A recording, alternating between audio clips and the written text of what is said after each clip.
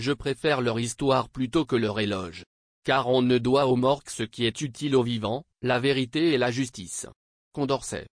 L'assassinat de Tavio Amorin est plus qu'un drame national. C'est une perte inestimable pour une jeune nation comme le Togo qui a plus que besoin du talent et de l'engagement de ses fils. Des plus doués surtout. Pour ses compagnons et pour ceux qui l'ont approché, Tavio était tout simplement né pour conduire et indiquer la voie. En effet, il y a 32 ans jour pour jour, la nation entière s'était réveillée sous l'onde de choc que les médias et le bouche à oreille ont entraîné dès l'annonce du lâche et cruel attentat au fusil mitrailleur qui a fauché ce compagnon. Ce fut un acte de haute barbarie commandité par les ennemis du peuple togolais, les assassins de la liberté, et Yadema et ses partisans. Quoi qu'il en soit, les mains qui ont exécuté ce jeune homme d'une stature exceptionnelle, sont connues, Bouk Pessi et Karewe. Le peuple togolais attend le jour de vérité et de justice. En ces jours de souvenir, le MO5 qui doit son appellation compacte et sonnante à l'intelligence et à l'esprit inventif de ce cofondateur regretté, invite la nation tout entière à prier avec ferveur pour le repos de son âme. Le MO5 renouvelle ses hommages à l'illustre compagnon et propose au lecteur cette biographie intitulée Tavio, comme un météore, publiée il y a 32 ans par un journaliste togolais de talent, Léopold Ayivi qui périra, lui-même, ironie du sort, sous les balles meurtrières des tueurs à gages des Yadema Gnassingbé et clan. Tavio est né en 1958, année où la lutte pour l'indépendance battait son plein. Son père Carlos Zamorin, à l'époque agent de la UAC, était engagé dans cette lutte aux côtés de Sylvanus Olympio et d'autres comme Firmin Abalo, Michel Folly. De sa mère, Adolene Geakue, commerçante de naissance, mais anciennement caissière à la BCAO, Tavio était le premier garçon et le dernier enfant après ses trois sœurs, Sophie, Henriane et Chantal. Tavio a passé son enfance à Anagokome dans la maison familiale, maison Amorin, 6 avenue Thiers à l'époque.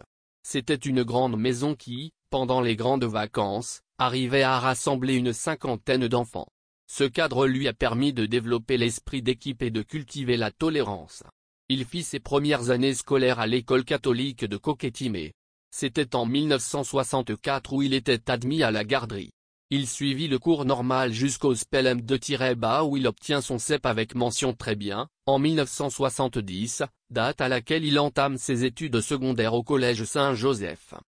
Un très bon élève. Tavio était un très bon élève, toujours classé parmi les premiers. Il était le potache qu'on aimait bien.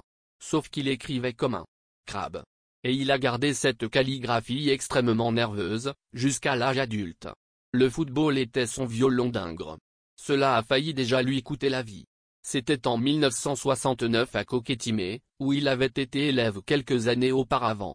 La partie était âpre, comme on savait en livrer à cet âge-là. Sur une balle aérienne, 2 têtes entrent en collision. Celle de Tavio, sans doute plus fragile, se mit à enfler à vue d'œil. On appela un médecin à son chevet, ce médecin était un certain docteur Marcati d'Épée.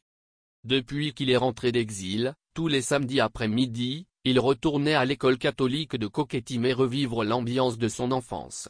Son autre grande passion était les bandes dessinées.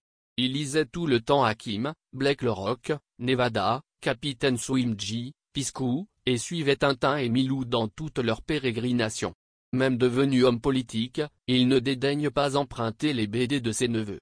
Ce fils unique, seul garçon parmi 3 filles, n'avait pas été choyé par sa mère. Son éducation fut tout à fait spartiate, comme la petite bourgeoisie de l'époque savait en donner à ses rejetons.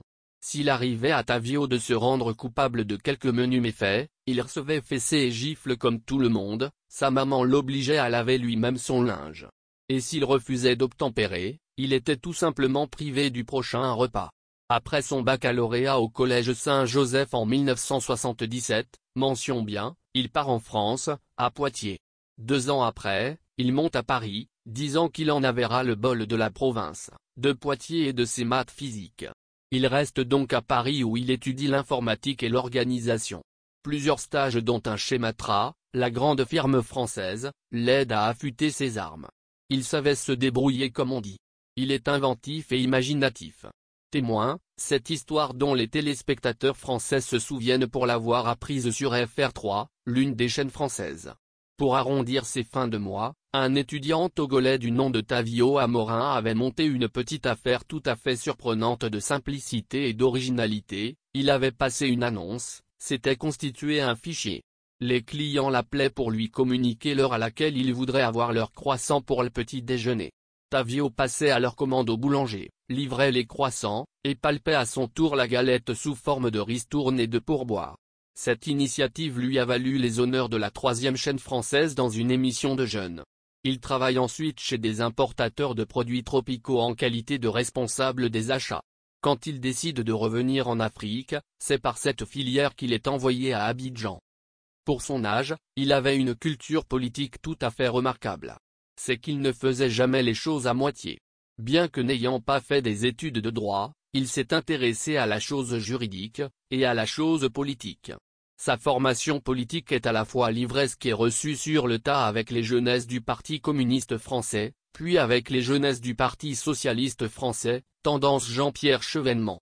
Grand admirateur de Kwame Nkrumah, de Georges Pademour, de Marcus Garvey et de toutes les grandes figures du mouvement panafricaniste, Tavio considérait que la plus grave offense qui ait été commise à l'égard de l'Afrique, ce fut la balkanisation du continent. D'où son admiration sans borne pour ceux qui à ses yeux apparaissent comme les pionniers de l'unité africaine.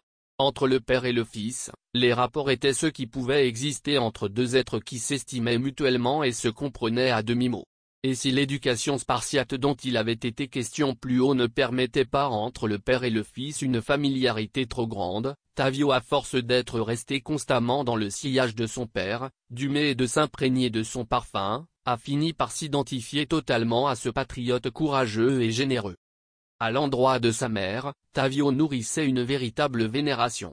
La mère et le fils étaient pourtant bien si loin de s'entendre parfaitement sur tous les sujets.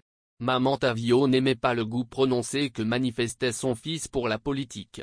Elle ne ratait aucune occasion pour le lui faire comprendre. Elle revendiquait son droit d'attendre de son fils qu'il entame une carrière véritable, fonde un foyer et fasse plein de petits. Mais pour le fils, la politique était au-dessus de tout et passait avant tout. La maman, dès le début du renouveau démocratique et vu la part prise par son fils aux travaux de la Conférence nationale souveraine, avait très peur pour lui.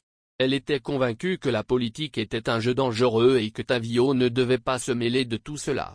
Malheureusement pour le fils, le sort en était jeté, le destin s'était mis en branle. L'enfant était happé par le flot impétueux des courants irrésistibles qui conduisaient le Togo vers la démocratie. Tavio était de tout son être, de toute son âme, plongé dans la fièvre démocratique qui a fini par le consumer. Mercredi, la veille de l'attentat qui devait l'emporter, il rendait visite à sa mère. Il revenait lundi d'une mission à Damas, Syrie, et c'était la première fois depuis son retour de mission, que la mère revoyait son enfant. Elle le fixa longuement. La soudaine intensité du regard maternel ne manqua pas d'intriguer le fils qui fit remarquer « Mais tu me regardes tout le temps, ça me fait de la peine parce qu'un beau jour on va m'assassiner. Et ta douleur? Non, je n'ose pas penser à ce que sera ta douleur. » Le lendemain, la prophétie se réalisait. Tavio tombait sous les balles de son assassin. La maman avait beaucoup souffert moralement des dangers et des risques énormes de la vie qu'avait choisi de vivre son fils.